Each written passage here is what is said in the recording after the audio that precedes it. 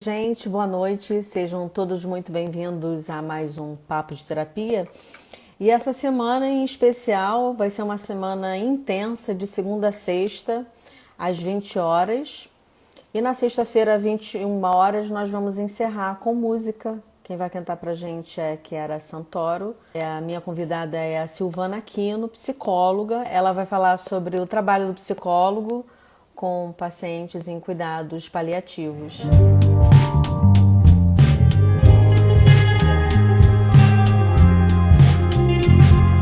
Então, Silvana, antes de mais nada, agradecer imensamente aí você ter topado. Foi logo no início da quarentena que eu fiz o contato.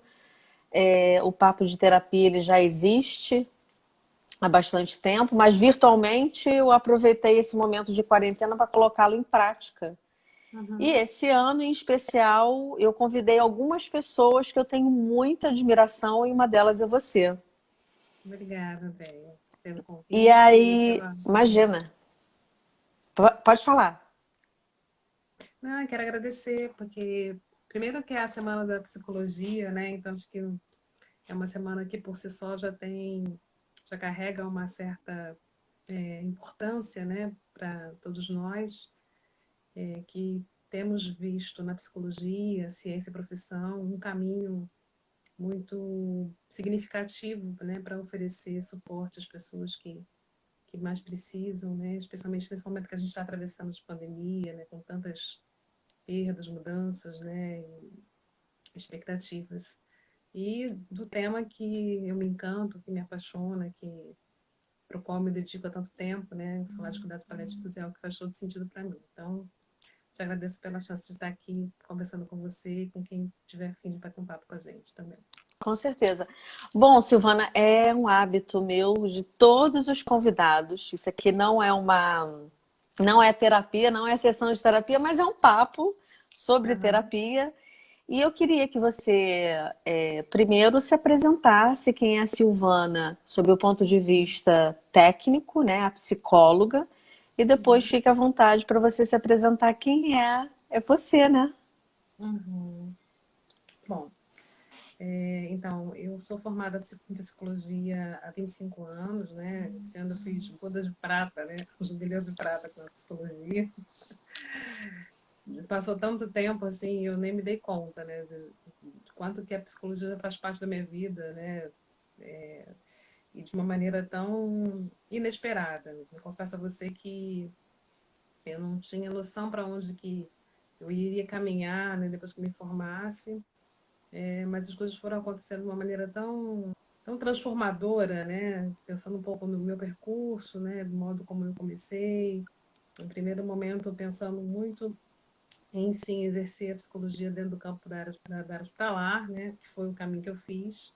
Mas tive antes disso uma parada importante, né? E que ainda não abandonei, mas que de certa maneira ganhou um outro sentido, né? Que era atuar também na área da sexualidade humana, né? Então, eu fiz uma formação, uma pós-graduação em sexualidade, depois eu fiz um mestrado em sexologia, e fui para a clínica, né, para atuar na área de terapia de casal, né, das disfunções sexuais, de modo geral, porque eu acho que são questões muito relevantes também, né, para a saúde emocional e psíquica das pessoas, e acho que o tema que a gente fala muito mais largamente, mas que do ponto de vista do autoconhecimento, né, do cuidado com os nossos corpos, né, com a nossa liberdade de experimentar prazer, isso ainda precisa se aprofundar em muitos aspectos. Então, eu fui estudar um pouco isso, mas desde do sexto período da faculdade eu sempre tive interesse em atuar na área hospitalar pela possibilidade de trabalhar em equipe. Eu sempre entendi que o trabalho do psicólogo era um trabalho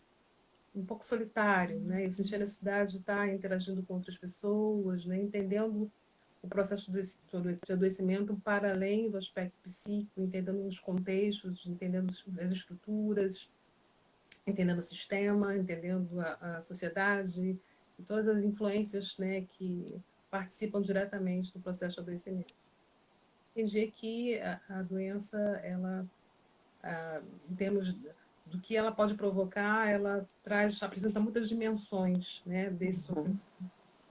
E eu achava que na psicologia de falar, nesse contato direto com outros profissionais, né, dentro de um ambiente institucional, eu teria a oportunidade de mergulhar um pouco mais nisso. E aí foi isso que eu fiz, né? Depois de um período atuando na clínica, no campo da terapia sexual, eu fui fazer uma formação no Instituto Nacional de Câncer, né, em psicologia e oncologia.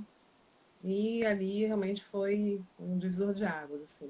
Então, antes e depois, eu diria, né, da minha trajetória, foi a experiência que tive, né, no Instituto Nacional de Câncer, na oncologia e depois mais detidamente, por alguns anos, no universo dos cuidados paliativos, que ainda naquela época se descortinava como uma grande novidade, assim, algo que as Uhum. pessoas não conheciam. E acredito que hoje, né, a gente vai ter a oportunidade de falar um pouco mais sobre isso, mas ainda muitas pessoas ainda não têm a oportunidade de saber o que isso representa, né, e a importância que isso tem, pensando na condição humana, pensando na questão existencial, né, que nos leva em algum momento para um lugar, né, de fragilidade, para um lugar de vulnerabilidade e que merece uma atenção especial quando a doença se apresenta. Então, essa é um pouco a minha trajetória, né? Sou professora universitária, dou aula em cursos de pós-graduação também. Essa é uma pergunta que eu acho que todo psicólogo já respondeu, né? E a gente não se cansa de responder. Por que que você escolheu psicologia?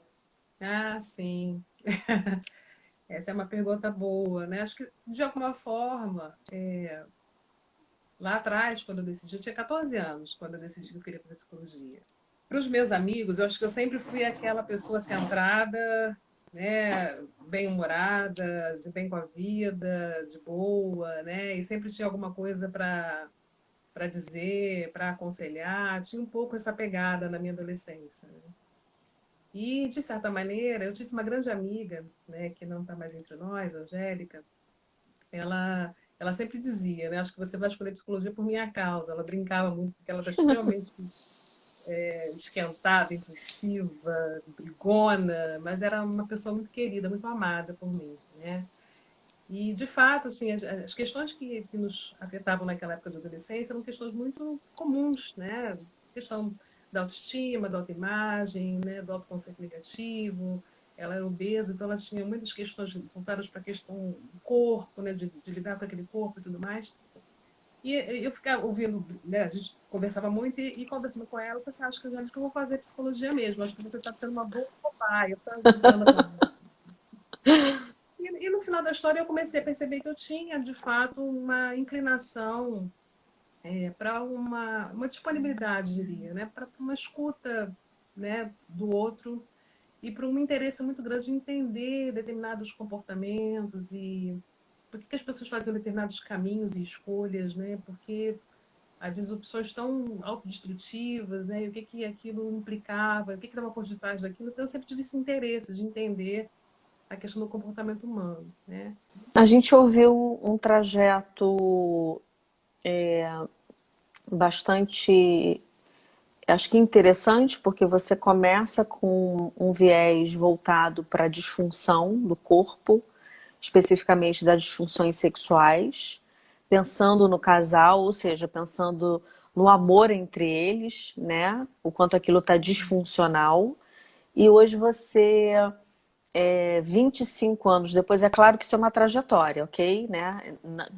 Que a pessoa que esteja aqui nos escutando entenda que não aconteceu agora, isso vai acontecendo quando a gente vai escolhendo algo muito refinado na psique.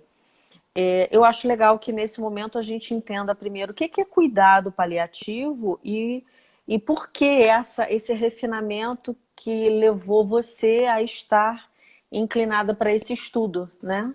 Uhum. Na verdade, eu costumo dizer que eu não escolhi cuidado paliativo, o cuidado paliativo me escolheu, né? Foi algo Que que lindo. inicialmente não foi pensado. Quero fazer alguma coisa voltada para uma área específica que lide com o sofrimento no seu limite. Não, eu tinha interesse, a princípio, em estudar, em atuar na área institucional, né? Fazer psicologia hospitalar e cuidar das pessoas no seu processo de sofrimento decorrente da doença, mas numa perspectiva de uma recuperação, né, de uma reabilitação, de uma reinserção social, né, de resgatar uma rotina dentro do que fosse possível a partir Nesse momento que você fala da psicologia hospitalar, você já pensava na questão da oncologia ou passava também pelo acidente de alguém na rua onde precisasse, acidente de carro, por exemplo, né? Que Sim, precisasse desse processo de sim, reabilitação. Você pensava no que abrange a dor física sim. e é acometida a psique. Ok, que lindo. Isso. Eu não tinha esse recorte específico da oncologia, mas eu tinha clareza que eu precisava buscar uma formação séria, parruda, robusta na área. E aí eu comecei a pesquisar. Me perdoa te cortar. Eu tô perguntando isso porque quem está do outro lado aqui não sabe, mas a psicóloga aqui hoje, ela é referência na área da oncologia. Inclusive, Silvana, tomando aqui só um parênteses para todo mundo saber, como é que a gente te acha, né? Aham. Você está trabalhando em Nova Iguaçu, numa instituição, né? Isso. Hoje eu trabalho numa clínica privada, no Américas Oncologia, que tem uma unidade de atendimento em Nova Iguaçu, mas a minha unidade de base é na Barra da Tijuca, né? Então, essa clínica ela tem algumas unidades espalhadas pelo Rio de Janeiro. Então, tem um dia na semana que eu fico em Nova Iguaçu, mas nos outros 3 dias eu fico na Barra da Tijuca. E é uma clínica de oncologia, né, que é, de fato, a minha formação mais consistente. Assim, né? Durante o período que eu estive no INCA, a minha orientação foi toda voltada para o diagnóstico, tratamento, acompanhamento desse paciente na oncologia, né, e alta reabilitação. Mas aí que entra a história do cuidado paliativo, né? No percurso, né, desse paciente, durante a minha especialização, me dei conta de que algumas pessoas não se reabilitavam, né, de que algumas pessoas não se recuperavam. E começou a me chamar a atenção que era justamente esse público que menos tinha um olhar atento da equipe. Era normalmente uns pacientes que eram mais evitados, né? Eram os pacientes que não iam para as discussões das mesas redondas, né? Que eram os casos que não davam certo.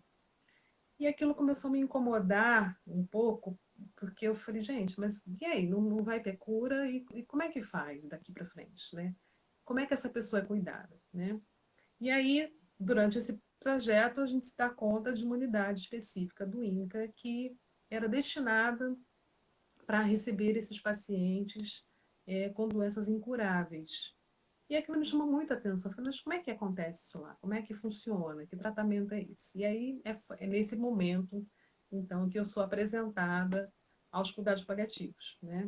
Que é uma abordagem que, desde a década de 90, é reconhecida no cenário mundial pela Organização Mundial de Saúde, como uma abordagem que se faz necessária não só na oncologia, como também nas diversas doenças que vão cursar de uma maneira crônica, que trazem uma ameaça à vida, né, e que de alguma maneira podem apresentar um risco muito grande, muito elevado de sofrimento à pessoa, né, que a desenvolve. E aí eu falei, gente, eu quero fazer isso, eu quero trabalhar com essas pessoas que, de alguma forma, são vistas, né, pela sociedade como pessoas que não se tem mais nada para fazer. Como não se tem mais nada para fazer por alguém que está vivo, por alguém Pois que está é. respirando? Essa sua pergunta é lindíssima. Falei, gente, como assim? A pessoa não morreu, a pessoa está ali, né? Ela tem uma doença que não vai ser curada, mas ela tem necessidades, ela tem preocupações, ela tem questões Família, desenvolvidas, tem família, ela é o né? Ela tem amor da vida dores. de alguém. Exatamente. Como é que as pessoas não vão ligar para isso? Como assim? E aí eu comecei a me enveredar, né, dentro da oncologia, e o que me chamou a atenção para isso foi um paciente que eu tive, que me marcou absurdamente, e foi a primeira vez que eu experimentei de maneira muito forte um sentimento de impotência muito grande diante daquela situação de sofrimento que se apresentava. Ele era um paciente que tinha em torno de seus 50 e poucos anos, ele era motorista de um ônibus, um cara muito, assim, até muito grosseiro na maneira de falar, mas ele estava num sofrimento muito, muito forte, um sofrimento físico muito forte, né? Mas ele tinha assim uma perspicácia, uma percepção, né, da própria condição, e ele quando eu entrei no quarto para me apresentar, eu falei que era psicólogo, sempre com você mesmo que eu quero falar. É o seguinte, eu estou percebendo que a minha situação não está boa, que os médicos entram aqui, não me dizem nada, não me falam nada do que vai acontecer, mas eu ouvi um papo aí de que eles iam me colocar uma sonda. E eu não quero sonda, eu não quero colocar sonda no meu nariz, eu quero ir para minha casa, eu quero ir embora para minha casa. E aí eu falei com ele, olha, eu não sei exatamente o que estão planejando para você, mas eu posso procurar me inteirar e a gente pode conversar sobre isso depois, né? Eu, na época, né, era residente, fiquei naquela sensação, qual é o meu papel aqui diante disso, né? Ele está falando de uma questão tão objetiva, né, que não é uma competência minha definir se ele vai colocar ou não colocar uma sonda, mas eu posso entender qual é o contexto, o que está sendo planejado para ele e tudo mais. E aí procurei saber com a equipe e recebi informação de que, de fato, havia um planejamento de colocar uma sonda porque ele não conseguia mais se alimentar. E aí eu falei, mas ele manifestou para mim a recusa, né, de se colocar uma sonda para alimentar porque ele disse que queria ir para casa dele. E aí aquilo foi ignorado, assim, né? Num dado momento, era como se ele não tivesse um lugar de protagonismo, assim, sobre o próprio cuidado que ele gostaria de receber. Era um cuidado que estava estabelecido de maneira verticalizada, não havia, né, uma relação em que fosse possível compartilhar uma decisão sobre como ele gostaria de ser cuidado, Mas né? o corpo é dele.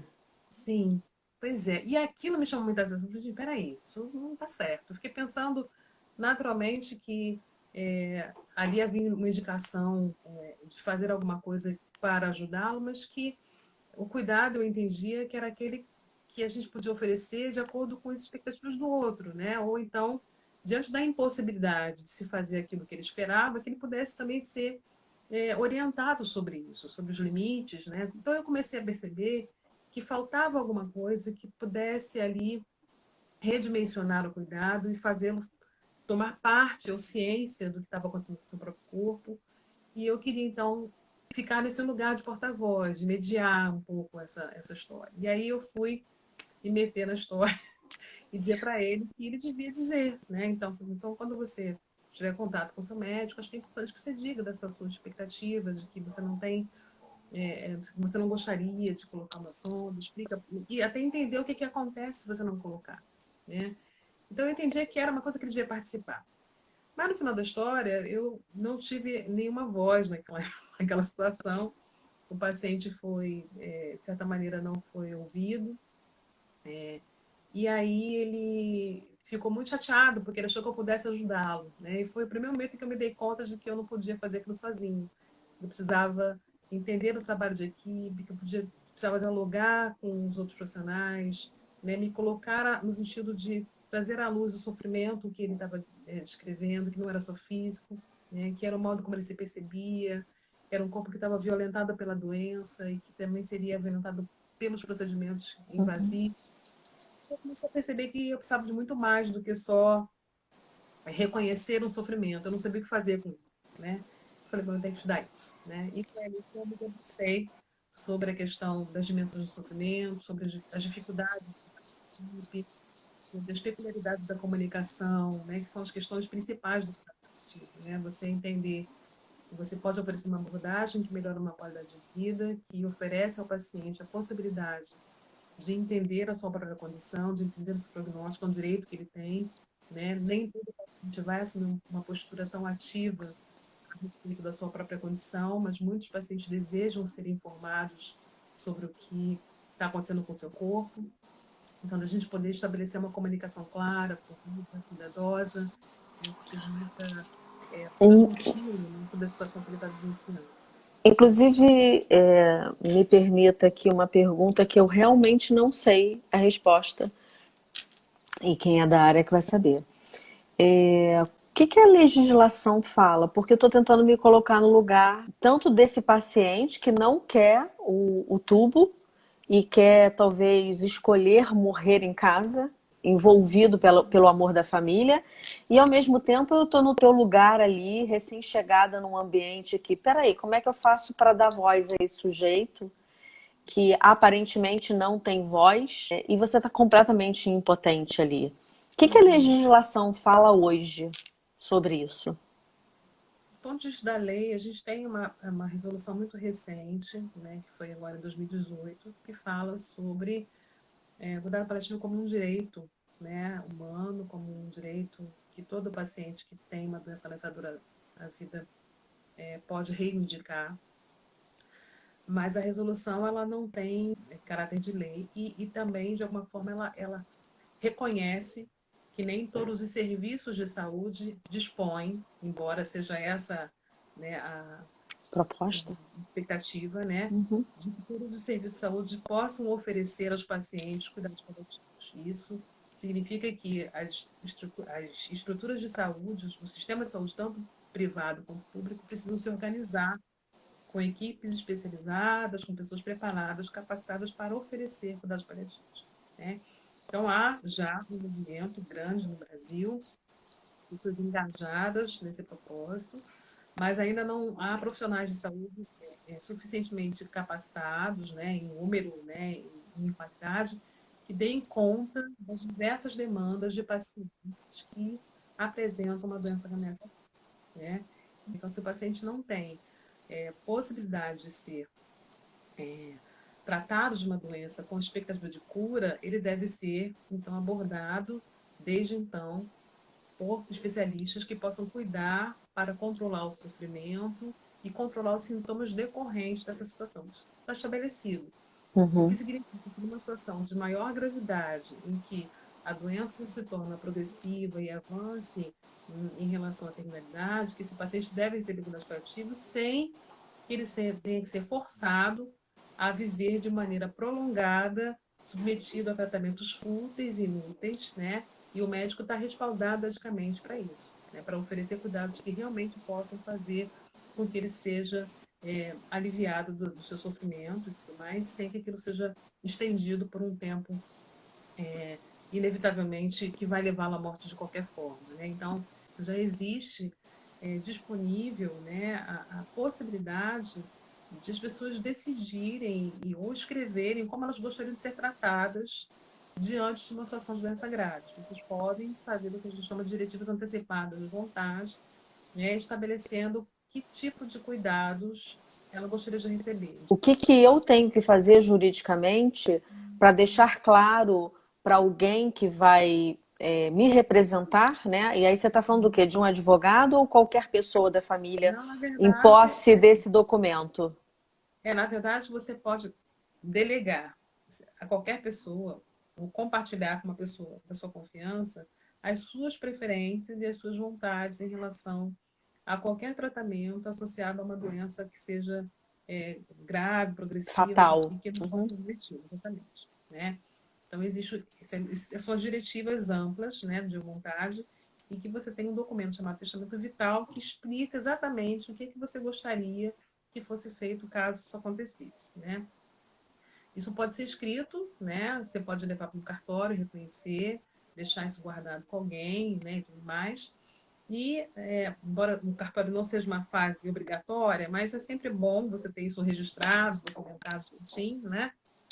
Embora isso não seja garantia de que isso vai ser respeitado e cumprido, né? Então, a gente ainda está numa fase de entendimento e agora com a Covid-19, esses documentos eles se multiplicaram, as pessoas começaram a pensar, porque como era uma doença, é uma doença ainda muito desconhecida para todos nós, e como ela cursa, em alguns casos, de maneira muito negativa, no sentido do desfecho, né, irreversível, de morte, muitas pessoas começaram a ficar muito preocupadas, né, como é que elas seriam cuidadas nesse sentido. E começaram, então, a conversar em casa com suas famílias sobre isso, sobre suas preferências, sobre o que elas não gostariam de receber, sobre o tipo de tratamento que poderia ser evitado. Então, isso gerou uma reflexão que começa a já acontecer em alguns grupos. Isso não é uma coisa que já está generalizada, mas algumas pessoas já começam a falar sobre isso. Inclusive, recentemente, a Sociedade Brasileira de Geriatria e Gerontologia, SBGG, ela lançou um aplicativo que já está disponível para o celular Android. O iPhone não tem ainda, mas o Android tem, que você pode baixar, e esse aplicativo se chama Minhas Vontades.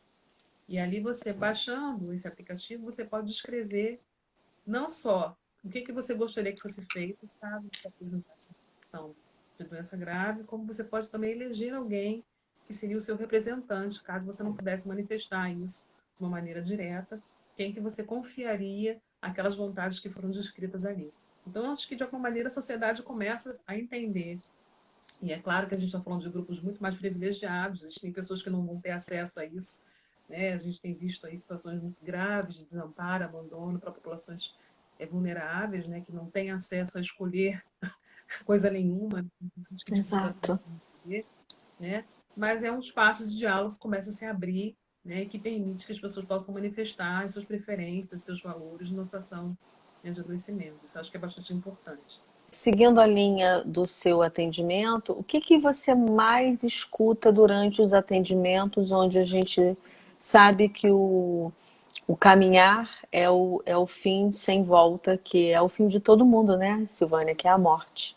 Tem eu estava falando antes da questão do sofrimento, das suas múltiplas dimensões, né? Do quanto que esse sofrimento ele tem muitas variáveis, né, envolvidas, né? Então a gente tem desde a própria questão da doença, né, e todas as suas implicações físicas, né, o desgaste que o corpo sofre, né, com o manejo da dor, de sintomas múltiplos. Muitos pacientes têm muitos sintomas concomitantes, e isso por si só produz uma carga muito grande de sofrimento e de preocupação, e a gente entende que esse é o sofrimento número um, assim, digamos, que a gente precisa abarcar. Daí a importância de se compreender o trabalho do psicólogo numa equipe de cuidado paliativo, de alguém que não vai cuidar ou atentar apenas para as questões psíquicas do sofrimento, mas que precisa estar também operacionais, concretas, imediatas, porque talvez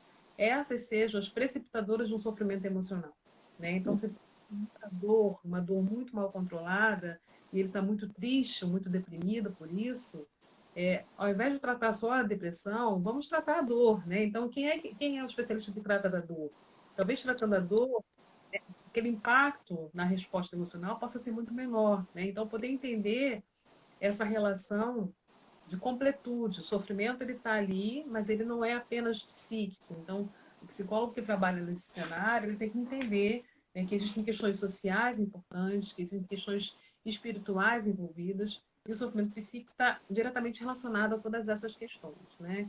Então, o que eu mais escuto, né, além das queixas físicas, né, dos pacientes relatam, né, também o impacto que a doença traz para suas rotinas, para a perda de papéis que eram importantes, né, de lugares, né, sociais que esse paciente ocupava, das coisas que ele deixa de fazer, da perda de um mundo presumido, né, que é um conceito tão importante no campo do luto, né, de uma vida conhecida, de uma vida que ele dominava, de uma vida que ele dava conta de administrar e que, de repente, em função disso, né, do adoecimento, ele deixa de ter a possibilidade, né, de vivenciar um comprometimento da autonomia, um comprometimento da independência, que é uma coisa que, a partir do adoecimento, se torna cada vez mais frágil, né? Com perdas financeiras, né? Perda da questão do trabalho, isso gera uma preocupação com a família, com as pessoas que estão no seu entorno.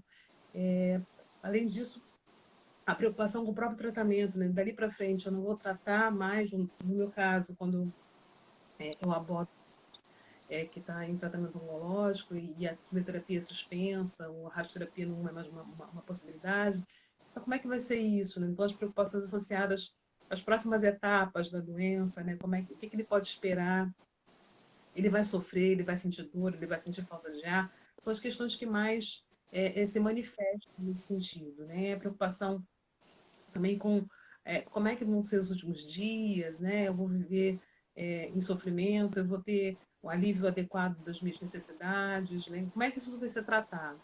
Uma coisa que é importante ressaltar é que o cuidado paliativo, ele, quanto mais precocemente ele entra no cenário do cuidado, melhor é a qualidade de vida desse paciente, mais ele se beneficia desse suporte. Se a gente puder atuar o mais precocemente possível nesses cenários, melhor para esse paciente aprender a administrar a doença e identificar os tratamentos adequados, né, para que isso venha a ser atenuado.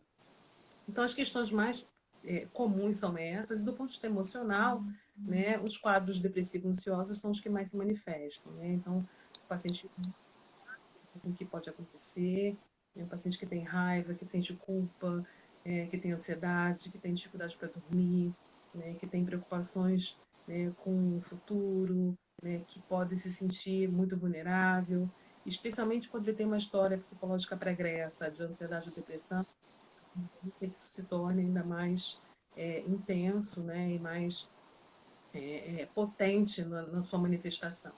Então, a gente trabalha muito nesse sentido, primeiro reconhecer e validar, né, esses sentimentos que são pertinentes e que fazem parte, né, do processo de enfrentamento, né, que fazem parte do processo de adaptação, e descobrir a sua potencialidade para lidar com todas essas fragilidades. Né? A gente costuma dizer que o sofrimento ele precisa ser reconhecido e validado para que ele possa ser cuidado. Né? Então, eu não posso tratar como coisa que eu não consigo reconhecer que está ali. Né? Então, a partir do momento que o paciente tem esse espaço de fala, de expressão, de manifestação das suas preocupações, a gente começa a pensar nas estratégias que vão ajudá-lo a enfrentar todo esse processo e a colocá-lo no lugar de protagonismo mesmo, né? Da sua própria, do seu próprio percurso, né? Da vida e do fim dela. Né? Então, de como é que ele vai caminhar nessa direção. Eu tenho pacientes que viveram muitos anos com doença avançada, tem pacientes que vivem pouco tempo, então vai depender muito também do momento em que essa doença é descoberta, do diagnóstico, quando ele é feito, né? Mas todos que viveram o mais ativamente possível foram os que mais conseguiram viver uma vida com significado. E acho que esse é o maior desafio, né? O papel do psicólogo nesse sentido é poder estar ao lado do paciente na construção desse novo sentido para a vida, que é uma vida que vai viver, que vai ser vivida com limitações, mas também com possibilidades que a gente vai descobrindo ao longo do percurso. Então, acho que essa é a ideia principal. Os estudantes de psicologia que estão aqui nos assistindo, qual seria o caminho das pedras que você daria para eles poderem ser assim como você, competente, empática, tecnicamente eficiente, encharcada de compaixão e com esse olhar ainda social crítico? O que que esse profissional precisa estudar, o que que ele precisa ler para poder ter essas competências desenvolvidas? Olha, primeiro que é um processo contínuo, né? Eu estou sempre aprendendo, acho que a gente não. Bom, uma coisa que eu descobri que, para além dos livros, né, técnicos e teóricos, né, que nos ajudam, que são as minhas referências, né, de trabalho, então, dentro da psicologia, o referencial teórico que eu tenho que me ajuda, que me apoia, né, é uma abordagem mais existencial, que é o que me sustenta em termos da construção do sentido significado, né, de todas essas questões que envolvem a morte e o morrer. Mas mais do que isso, de me apoiar nos autores que são referências, né, e tudo mais, Viktor Frankl, né, William James, que está vivo, é um psiquiatra, né, que trabalha muito a construção de sentido para a vida, numa situação de sofrimento como uma doença. Carl Rogers, que são as minhas diferenças, né, do ponto de vista da atuação da clínica, né, que eu consigo encontrar, né, uma interlocução entre essas teorias e o que eu faço na prática clínica. Mais do que isso, eu acho que existe um compromisso muito grande que a gente tem que manter, que é a busca pelo autoconhecimento. Assim. Quando eu vou tratar de um paciente, quando eu vou acompanhar um paciente, eu preciso saber que eu vou cuidar dele, né? Eu não vou cuidar de mim. Né? Então, eu não posso estar ali para buscar resolver uma pendência minha, uma questão minha inacabada, alguma coisa que eu vá projetar naquela relação, algo que falta para mim. Né? Eu preciso saber o que me falta antes. Né? E acho que uma das questões mais desafiadoras no nosso trabalho é justamente reconhecer as nossas situações em aberto. E muitas vezes são essas situações em aberto que nos impossibilitam a atuar no cuidado com o outro, da maneira adequada, compassiva, entendendo o que é meu, qual é o meu cenário, qual é a minha necessidade, quais são as minhas questões, quais as minhas fragilidades, né? E quais são os pontos que eu preciso olhar, né? Então, escutem, leiam, entendam contextos sociais, entendam política, né? Porque existem questões também voltadas para o sofrimento econômico, para o sofrimento social, para a vulnerabilidade, para populações discriminadas, periféricas. Esse cenário de cuidado que a gente fala, que eu desenho, uma população, ele não se reproduz em todos os espaços sociais. Então, eu hoje cuido de um público que tem o privilégio de ter um bom plano de saúde, que consegue ser atendido num tempo adequado, que consegue fazer exames, mas tem um outro público que não consegue nada disso, que não consegue acessar o sistema de saúde, né, que tem sofrimentos crônicos uma vida inteira. Então, para você embarcar nesse cenário, seja no sistema público ou no privado, você está muito embasado, né, de entender contextos sociais, de entender determinantes sociais de sofrimento e que podem afetar diretamente o modo como aquela pessoa vai lidar, né, com aquela situação. Né? Então, leiam não só psicologia, mas leiam história, leiam filosofia, leiam sociologia, leiam antropologia. Tudo isso vai ajudar você a entender o sujeito, né, para além de um sujeito psíquico, um sujeito social, um sujeito político, um sujeito cultural, e tudo isso vai estar ali manifestado na hora que a doença se apresentar, né, de maneira irreversível. O Tiago colocou aqui. Você está lendo a pergunta daí também, Silvânia? E agora aqui, Tiago, como funciona a supervisão em contexto hospitalar? É sempre toda a equipe? Então, Tiago, falando um pouco da minha experiência, na época que eu trabalhei em INCA, nós tínhamos a possibilidade de receber residentes lá. E ainda hoje funciona assim, né? Então, a equipe de psicologia, ela tem também a tarefa de receber residentes, né? A residência, ela é um concurso, tem que fazer para poder entrar, e depois que você entra, eu tenho uma estratégia, né, de acompanhamento, né, que inclui tanto as aulas teóricas quanto treinamento em serviço. Isso falando um pouco do INCA. Fora do universo do INCA, né, nos hospitais de um modo geral, e aí cada hospital vai desenvolver a sua própria estratégia, mas a ideia é que sim, se o psicólogo recebe um especializando, né, ou um estagiário, mas ele precisa ter um espaço de supervisão clínica voltada para a prática, a atuação daquele psicólogo naquele contexto. Então, no primeiro momento, a gente entende que esse espaço ele é necessário, porque ele fala especificamente da atuação do psicólogo no contexto hospitalar. Mas, sendo um contexto hospitalar, é importante que esse estagiário, esse estudante, esse residente, possa ser inserido em outros contextos de troca, de encontro de equipe. O trabalho do psicólogo ele é de caráter interdisciplinar. Ou seja, eu tenho o meu momento de atuar com o paciente, a sua família, né? Sempre entendendo essa relação e essa unidade paciente-família, né? Como uma unidade de cuidados, né? Mas eu também preciso entender que eu vou estar interagindo com uma equipe de saúde, né? Se compreender que o tempo precisa ser dividido entre os espaços que são disciplinares e que dizem respeito à atuação do psicólogo especificamente. Então, na hora do atendimento, o psicólogo ter o seu momento para atender o paciente, entender quais são suas demandas, quais são as suas questões e suas queixas. Nem todo hospital tem uma rotina em que isso vai fluir naturalmente. Mas cabe ao psicólogo provocar. Muitas vezes eu fiquei muito nesse lugar. Olha só, vamos conversar um pouco, né, do que vocês estão vendo, o que vocês estão sentindo, né, como é que a equipe está entendendo. Você tem que ter um pouquinho de cara de pau, assim, um pouquinho, não muito, de muitas vezes em busca desses espaços de interação. Porque os profissionais de saúde, de um modo geral, eles são treinados para atuar na sua área de atuação. Para atuar na enfermagem, para atuar no centro social, para atuar na nutrição, mas nós não somos treinados para atuarmos em conjunto.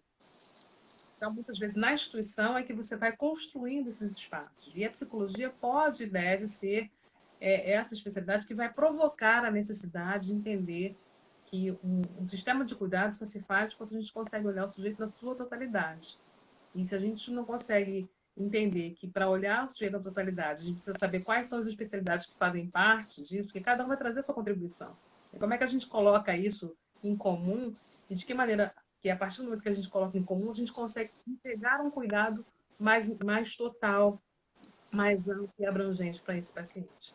Então, muitas vezes é o psicólogo que vai ser o provocador, sim, né? De tentar pensar em espaços interdisciplinares, espaços de troca, espaços de discussão de caso, né? Muitas vezes a gente tem um pouco esse papel, né? Não está escrito em lugar nenhum de que tem que ser assim, mas eu entendo que a nossa formação, que é a formação que está mais sensível no sentido de perceber as nuances do sofrimento, nós somos alguém que podemos ter um pouco dessa função, né? De estimular, de provocar, né? De facilitar, inclusive, espaços de interação que permitam a integração entre equipe. Eu fiz bastante isso no período que eu trabalhei no INCA e assim, foram situações muito bem sucedidas, assim, no sentido de da equipe responder, de entender a importância, de retornar de maneira positiva, mas entendendo que existem desafios, né, como qualquer trabalho, desafios que precisam ser enfrentados. Nós somos professoras universitárias e a gente provoca os alunos. E esses alunos que são provocados por nós e outros colegas como nós, eles também precisam provocar os espaços que eles frequentam, né, profissionalmente. Por quê?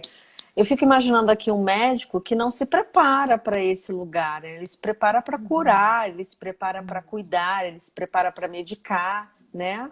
E nós, eu sempre falo isso para os meus alunos, Silvânia, se nós somos capazes, durante 5 anos, de estudar a importância da dinâmica de grupo, por que quando você vai para a prática, você não vai tentar colocar isso em prática, né?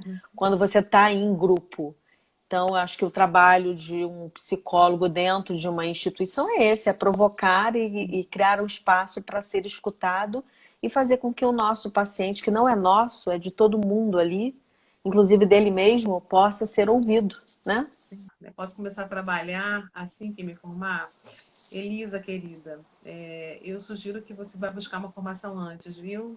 Eu acho que com a graduação a gente sai se sentindo capaz de exercer psicologia no campo da clínica, mas esses trabalhos de interação, de atuação em instituição, eu acho que isso merece uma formação um pouco mais parruda, mais robusta. Então, eu sugiro que você faça alguma especialização na área de psicologia hospitalar, porque acho que isso vai te ajudar, vai lidar com essa inserção no ambiente institucional, que tem exigências muito mais complexas do que o trabalho individual que você faz com o seu paciente no consultório. Né? A gente está ali, são espaços muito compartilhados. Né? Então, acho que o importante é pensar um pouco nessa questão da interseção, né, com as outras áreas de saber e pensar quais são as ferramentas que você precisa desenvolver para então poder atuar de maneira mais segura, né, em relação a isso. Né? Gente, agora a gente está caminhando aqui para o final, faltam 8 minutos e eu queria dar a oportunidade para ela contar um pouquinho dessa história aqui, dessa escritora que nasceu já tem tempo, mas ela foi lançada em 2019. O que fez essa querida aqui escrever esse livro? Pois é, lembra que eu falei, né, que a gente é afetado pelas histórias, né, que a gente conhece, pelas pessoas que a gente encontra no percurso, né? Então, esse livro não se pretende, né? A intenção dele nunca foi ser um livro técnico, a atuação do psicólogo, mas, na verdade, ele tem uma função muito mais terapêutica, no sentido de poder organizar as minhas próprias histórias, né, e as minhas próprias experiências no contato com pacientes em situações de final de vida, e, de certa maneira, demonstrar o quanto que a gente, de fato, é tocado por essas histórias, né, e de que maneira que elas nos transformam, nos afetam, e nos modificam em termos da atuação profissional. Né? Então, de alguma forma, quando eu escolhi escrever, eu, num primeiro momento, atendi uma necessidade de organizar dentro de mim algumas experiências que eu vivenciava no contato, no cotidiano com pacientes em final de vida. E aí eu percebi que a escrita era uma ferramenta terapêutica para mim. Me ajudava a pensar um pouco, né? Nossa, o que foi que eu vivi hoje aqui? Né? Que história incrível, que pessoa maravilhosa essa aqui. Né? E que sofrimento, né? E que, nossa, que denso, que tenso, que difícil. Isso, de alguma forma, foi tomando corpo, né? E eu achei interessante compartilhar com as pessoas, né? Muito no sentido de colocar que nós não somos deuses, nós não somos super-heróis, nós não somos salvadores, nós somos humanos, né, que nos colocamos numa disponibilidade de estar ao lado de quem está sofrendo, e que, portanto, esse sofrimento que é do outro, em algum momento nos tangencia, né? E o quanto que a gente está atento a esse limite, a essa fronteira que se estabelece, que é uma fronteira que precisa ser bem debilitada, né? Que fala sobre o que nos pertence, né? O que pertence ao outro, mas que de uma maneira precisa ser flexível para permitir que essa troca se dê, que esse encontro se dê. É. E foram muitos encontros interessantes, né, de duas pessoas, né? Não era aí a psicóloga, Silvana, era a Silvana, que era psicóloga, e que estava encontrando o irmão, a Maria, o Pedro, o José, né? E nesse encontro, dali surgia um vínculo, dali surgia uma relação de empatia e que me levava para uma situação de uma atenção compassiva para esse paciente, no sentido de poder acolher a sua demanda, reconhecer os meus limites em relação a ela, mas também reconhecer as minhas possibilidades de ajudá-lo, né, nesse processo de enfrentamento, especialmente entendendo que a vida estava no seu desfecho. Então foram as histórias mais emocionantes que eu tive para testemunhar, no sentido de ver bons desfechos, apesar da tristeza que também permeia esse momento, né, da despedida, né, dos acenos finais, das situações que se resolvem, das reconciliações, mas também, né, do distanciamento, da falta, né, do que fica inacabado, daquilo que não se completa, daquilo que não se resolve, né, da solidão. Então, são histórias que descrevem um pouco isso, né, o que essas pessoas deixam de legado, né, deixam de aprendizado, de lição nos seus últimos dias de vida, né? São histórias predominantemente escritas dentro dessa fase final do cuidado paliativo, reforçando aí o fato de que o cuidado paliativo não é cuidado ao fim da vida, né? Mas é também, ou seja, a gente se insere no momento mais inicial, né, da doença avançada, e a gente vai atravessando todo esse percurso até a fase final, quando a pessoa está próxima da morte. E as histórias que eu vou compartilhar são essas histórias, né? De pessoas que estavam nos seus últimos 30 dias de vida, o que elas deixaram, o que delas ficou, que perpetuou, de que maneira que elas foram afetadas por essa experiência e de que maneira elas nos afetaram por essa experiência. Então, tem relatos muito da minha relação direta com o paciente, relatos da minha relação com o familiar, relatos da percepção da equipe, né, de coisas que vivemos de maneira conjunta e que eu tive o prazer de escrever e compartilhar com vocês. Né? Então, espero que gostem, né, da proposta. Eu escolhi aqui uma passagem, à espera de um milagre. Uhum. Permaneci calada ao seu lado, seus olhos umedecidos abriram-se aos poucos. Sorriu para mim e em silêncio se manteve. Perguntei se podia fazer alguma coisa e ela respondeu negativamente com a cabeça. Toquei sua mão e dirigimos nosso olhar para o leito onde sua pequena permanecia em sono tranquilo. Cada uma de nós, à sua maneira, à espera de um milagre. Mais uma vez, quero te agradecer e agradecer à psicologia por ter você entre nós. E fica aí à vontade agora para você deixar seu recado, quem estiver te ouvindo. E a gente também quer saber como é que a gente faz para encontrar o seu livro. Então, esse livro ele foi feito de uma maneira mais artesanal possível. Eu não tenho editora, é um livro que eu fiz com uma gráfica. E quem tiver interesse em adquirir, eu tenho apenas 10 exemplares em casa. Agora, esgota, acabou. Eu vendi bastante. Entra na minha página no Instagram, Silvana Maria Aquino. Tem um link na bio, você clica lá. E aí eu mando pelo correio da maneira mais amorosa, mais artesanal e da maneira como ele foi construído, né? Mais disponível possível para você. Então, quem tiver interesse pode adquirir dessa maneira. Então é isso, acho que é essa a ideia, né? A gente poder deixar com vocês aqui o registro dessa, primeiro da gratidão, né, de ter podido estar falando com vocês essa noite e de dizer que os cuidados paliativos ainda são um campo muito incipiente no país, né? precisamos de muitas mãos para atuar nesse cenário, de pessoas que estão vivendo esses momentos mais difíceis, né, de maior fragilidade, que precisam, se beneficiariam muito de mãos compassivas e atenciosas que pudessem ajudá-las nesse momento mais delicado, mas que é importante fazer uma boa formação, né, porque é uma abordagem que envolve não apenas o aspecto do cuidado direto, né, e atencioso, mas envolve teoria e técnica, envolve uma boa prática clínica, né, que envolve bom controle de sintomas, que envolve cuidar de todas as dimensões, que envolve a questão da boa comunicação entre paciente, equipe e família.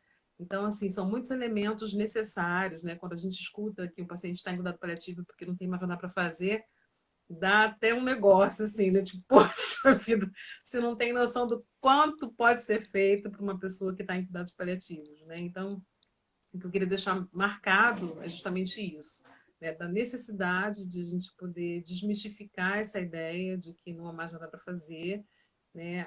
Enquanto a vida há cuidado, né? E esse cuidado ele precisa ser pautado numa atmosfera realmente acolhedora, mas também com bons especialistas, com pessoas que estejam dispostas a abraçar, né, essa causa, sabendo o que estão fazendo. Então, não é só cuidar bem, mas é saber como cuidar e saber o que pode favorecer um melhor enfrentamento do paciente e da sua família diante do cenário de uma doença que ameaça a vida. Então, acho que é isso, né?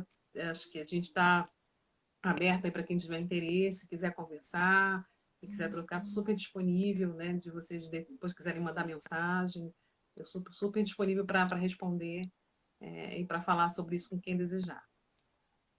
Muito bem. Então, olha, obrigada, querida, mais uma vez. Olha, boa semana, excelente dia do psicólogo e que você possa também. curtir mais 25 anos de profissão. Obrigada para você também. Sucesso aí. Obrigada. Excelente trabalho para você. Parabéns pelo espaço da Papo Terapia. Tá? Obrigada, querida. Um beijo. Fica com Deus. Tchau.